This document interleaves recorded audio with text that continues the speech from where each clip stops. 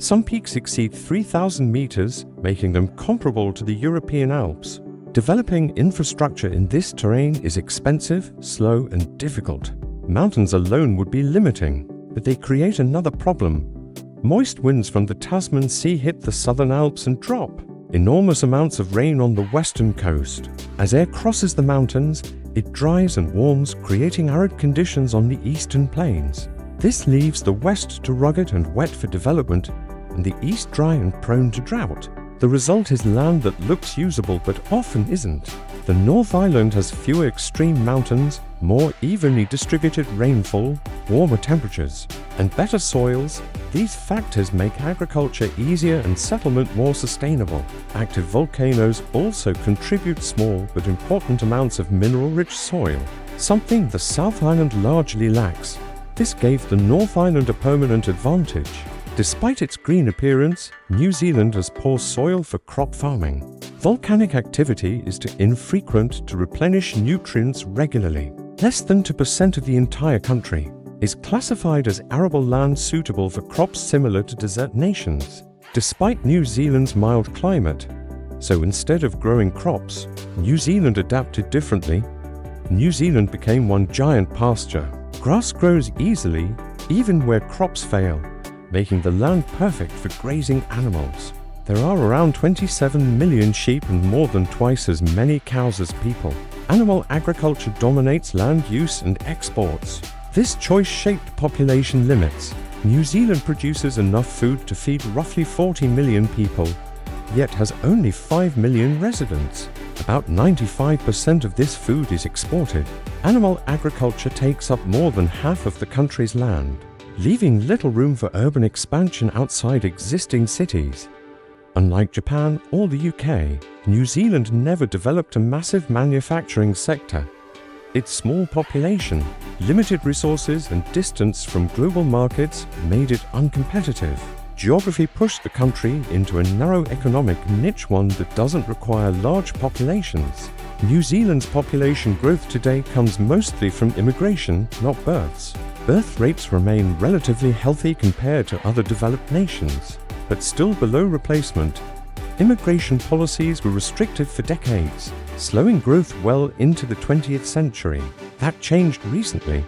Since the early 2000s, immigration has accelerated dramatically. Over a quarter of New Zealand's population was born overseas. But newcomers don't spread evenly, they concentrate where opportunities already exist.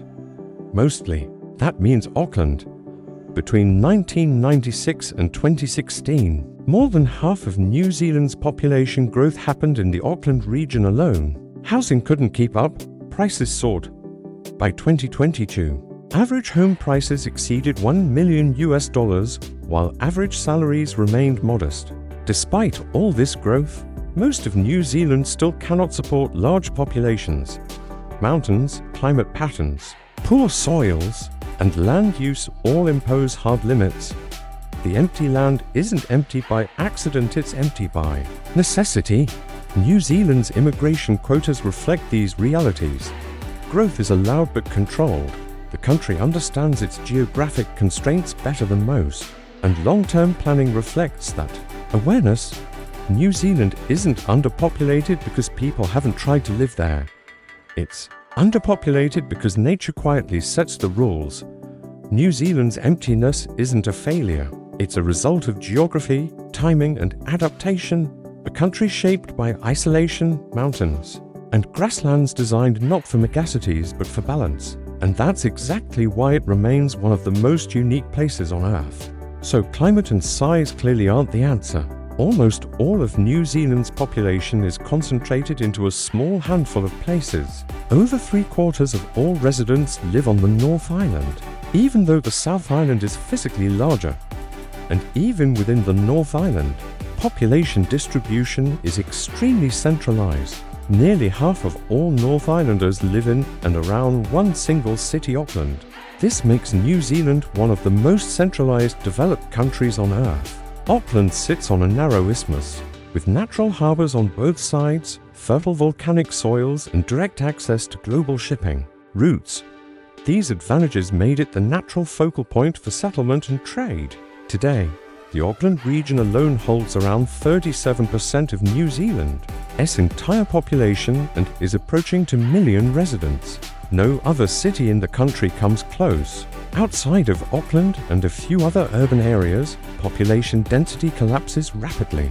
Christchurch is the largest city on the South Island, located on the flat Canterbury Plains. But once you move beyond this urban area, the rest of the island becomes extremely empty. The South Island is roughly the size of the Netherlands plus half of Belgium. Yet outside its cities, it averages just over 5 people per square kilometer. That's comparable to some of the emptiest regions of the United States.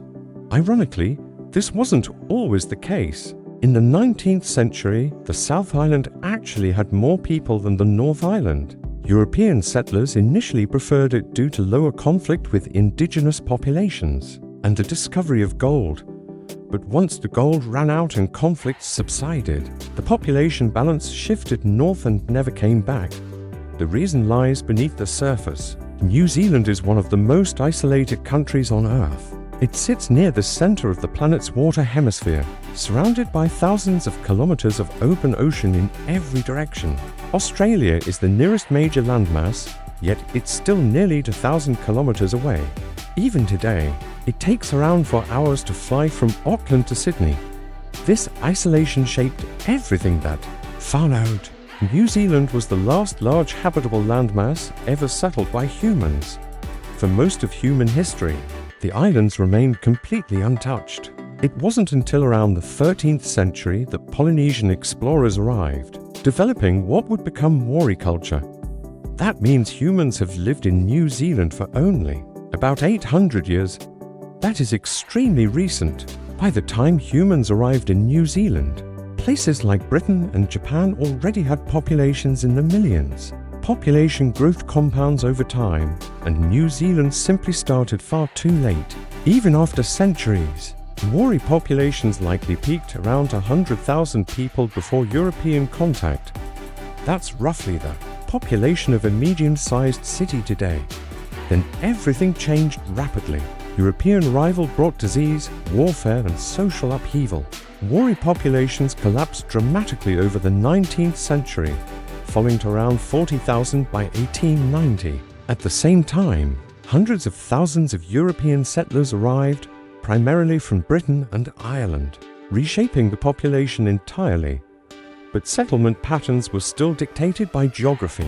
The South Island is dominated by the Southern Alps, a massive mountain range formed by the collision of tectonic plates. These mountains stretch nearly the entire length of the island. New Zealand looks like paradise on a map. Mild weather, endless green landscapes, plenty of space. So here's the strange part. Almost 80% of the entire country has no people living on it at all. That's not farmland, not cities, not even villages, just empty land. And what makes this even stranger is that New Zealand is bigger than the United Kingdom, has a similar climate, and yet has 14 times fewer people. So why does almost everyone live in one corner of the country, while the rest stays nearly untouched? The answer isn't simple. It's geography, history, isolation, economics, and biology, all working together to quietly limit how many people these islands can ever hold. New Zealand is one of the most visually misleading countries on Earth. On a map, it looks spacious, green, and welcoming, yet when population data is layered on top, most of the country simply disappears. Vast regions show almost no permanent human presence at all, making New Zealand one of the emptiest developed nations on the planet. Nearly 4/5 of the country's land area is uninhabited. That doesn't mean forests or farms, it means land where nobody lives at all. No towns, no suburbs, no roads in many places. This is highly unusual for a country with a modern economy and a stable political system. New Zealand is much larger than most people realize. The North Island and South Island are the 14th and 12th largest islands in the world. If you drop them on top of the United States, they would stretch from Florida to Pennsylvania along the east coast. Together, these two islands are larger than the United Kingdom.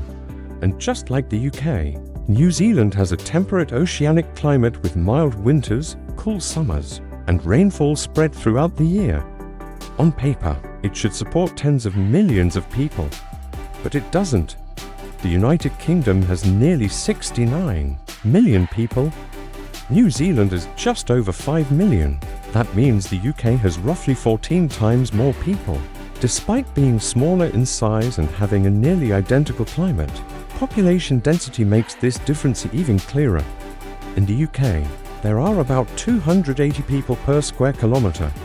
In New Zealand, there are only about 18. That makes the UK roughly 15 times more densely populated.